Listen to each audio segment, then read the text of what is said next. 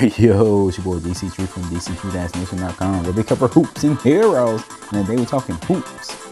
All right, guys, news is very slow these days, so I decided to talk about a topic I talked about before. What can the NBA do about all this load management business? And I got a few ideas, a few simple ideas that could really curb some of the negative press they get from load management. And to be honest with you, load management did start with the San Antonio Spurs. If you've been a fan with the team for a while, Popovich and R.C. Buford are the ones that kind of started this movement. And, you know, it just has gotten out of hand. It has gotten out of hand. But I got some ideas to kind of curb that. But before I jump too deep in the topic, and I'm very deep in, if you like my content, please sub to the channel. Okay, first off, I want to say this is not a bashing video of the Spurs or the Spurs organization or even load management, to be honest, but just to give you a healthy perspective from a fan like myself that lives outside of Texas. Okay, I live in Georgia. Atlanta is 4 hours away. And one year, you know, I went to go see the Spurs play. You know, it was a taxing experience. You know, it wasn't the least expensive thing I ever did. Paid for a hotel, rode 4 hours, my family and I. We went up to see the Spurs, you know, spent the night over, paid all this money for great seats. And then Tim Duncan didn't play. And then Manu Ginobili didn't play. They didn't even suit up. Thank goodness we had Tony Parker. Thank goodness I was familiar with the rest of the team. So it was a great experience. But I often wonder if I was just a casual fan, if I was a little kid that just wanted to see Tim Duncan or Manu Ginobili, how unsatisfying that would have felt for the star player that I was hoping to see just to sit out a game. Now, don't get me wrong. You do run a risk, you know, with sporting events. You know, someone may get hurt, you know, twist an ankle, pull a groin, whatever. But for the player just to sit out, I can understand if they cut their minutes or something like that, for them not to play at all. It's kind of bad for the fan, especially for a fan that has to commute to see the players play. That's an extra expense, and people don't really know that. I know a lot of Spurs fans live in San Antonio. A lot of Laker fans live in LA. You know, those type of things, but you know, that's not the case for all the fans. So that's where load management really hurts. So fast forward a few years later, and you know, I'm an adult. I got responsibilities. I got a career. You know, do I take time off to go see the Spurs play? And I'm very hesitant to do that. I haven't went in 2, 3, 4 years, basically because the scheduling when they do come to Atlanta is usually kind of weird. But a few times it's been because it's a back-to-back. And I was like, hey, you know what? Greg Popovich may not play these guys, or he may not play who I want to see. So I don't want to make this trip and not to get to see the players I want to see play, you know, because you are investing a lot of time, money, and effort into something like this. And that's just how fans feel. And NBA executives and GMs, they don't care. And I'm not saying they should care, but as a consumer, that's just the reality of the situation. So it kind of sparked me to make this video because looking at the season coming up, you got Kawhi Leonard and Paul George playing together. You know Kawhi is going to miss like 20 games, 15 to 20 games. And that just sucks for the consumer. Now, does that work for Kawhi? Most definitely. He won a championship doing that load management stuff. But if I'm a fan, I just want to see him passing by, a casual fan, no way I'm paying that money. The same thing with LeBron. LeBron James is one of the greatest players that had ever picked up a basketball. And even though I'm a Spurs fan, I wouldn't mind going to see him play the Hawks or something like that. But if you do that, you're going to have to deal with the Laker upcharge, the LeBron upcharge, and then he still may sit out. Same thing you can say about Steph Curry, the best shooter on the planet.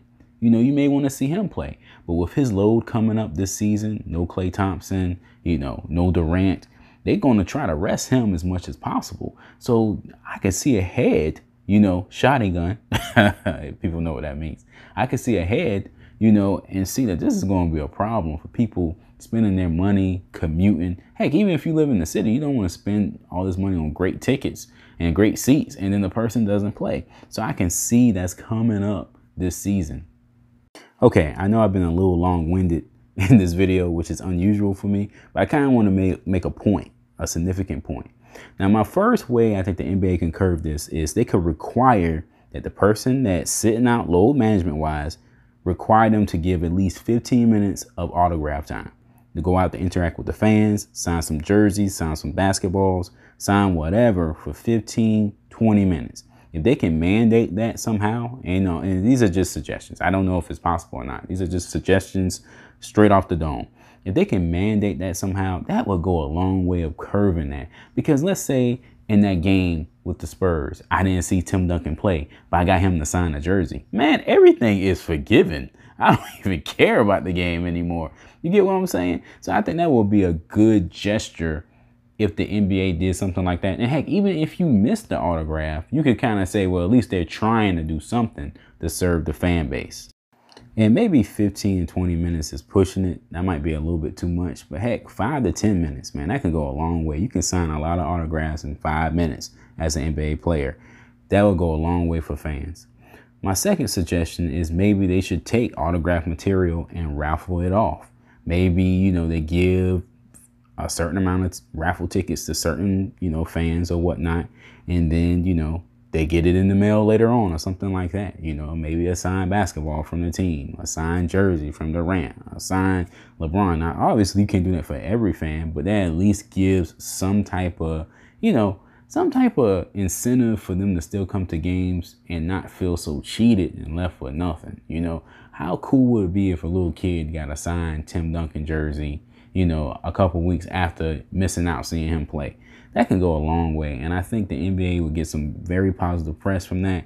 And it wouldn't take long for, LeBron to sign, a photo of himself. Maybe he can sign them at the beginning of the year and hand them out. Have one of his minions or whoever works for the Lakers or whoever's with the team, the water boy or whatever, pass them out to people who want them.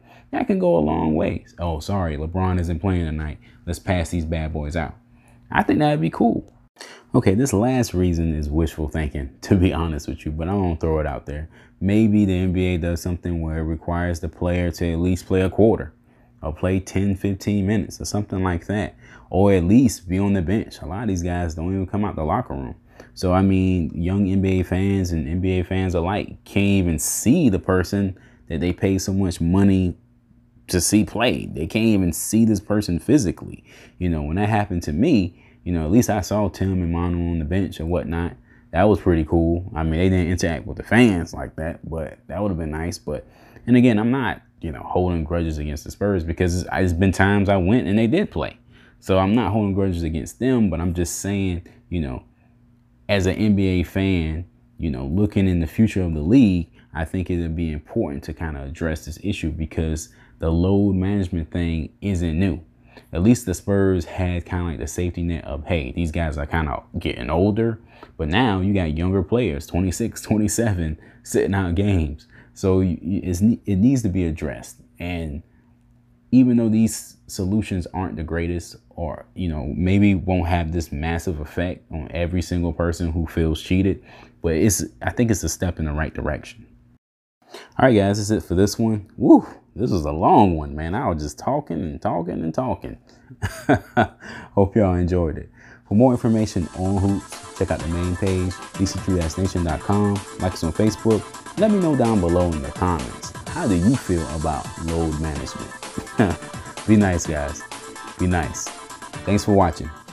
Peace.